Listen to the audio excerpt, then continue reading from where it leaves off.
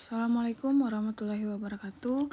Perkenalkan, saya Putri Dwi Juwita dari kelas non-reguler Fakultas Hukum semester 2 Universitas Surya Kencana. Di sini saya mau mereview kembali materi 1 dari mata kuliah Hukum Pidana oleh dosen pengajar Profesor Dr. Hajah Heni Nuraini, SH.MH. Yang pertama, kita masuk dulu ke pembagian hukum. Hukum terbagi menjadi dua, hukum publik dan hukum privat.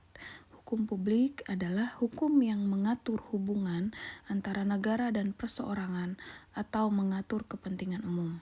Sedangkan hukum privat adalah hukum yang mengatur hubungan antara perseorangan atau mengatur kepentingan perseorangan.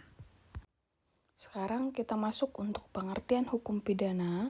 Menurut Profesor Moljatno, hukum pidana adalah bagian dari keseluruhan hukum yang berlaku di suatu negara yang mengadakan dasar-dasar aturan untuk menentukan perbuatan, menentukan kapan dan dalam hal-hal apa aja mereka dapat melanggar larangan-larangan itu, yang disebut criminal liability atau criminal responsibility. Yang satu dan kedua tadi itu disebut substantive criminal law atau hukum pidana material. Sedangkan selanjutnya menentukan dengan cara bagaimana pengenaan pidana itu dapat dilaksanakan apabila orang yang disangka telah melanggar larangan tersebut, atau disebut juga dengan criminal procedure.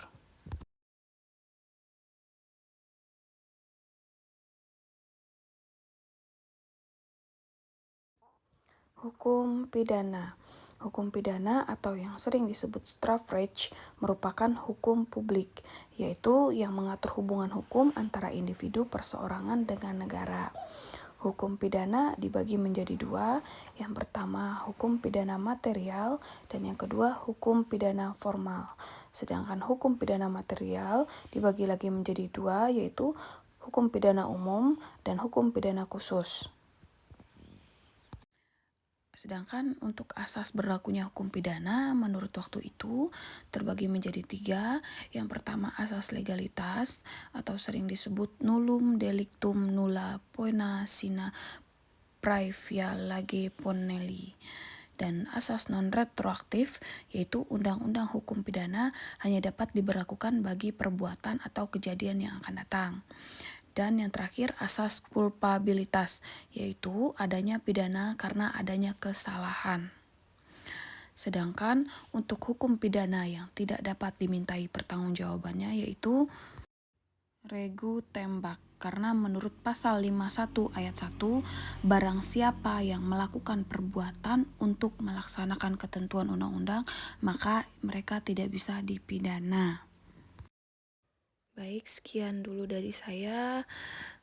Insya Allah minggu depan kita lanjut untuk ke materi selanjutnya. Sekian dan terima kasih. Assalamualaikum warahmatullahi wabarakatuh.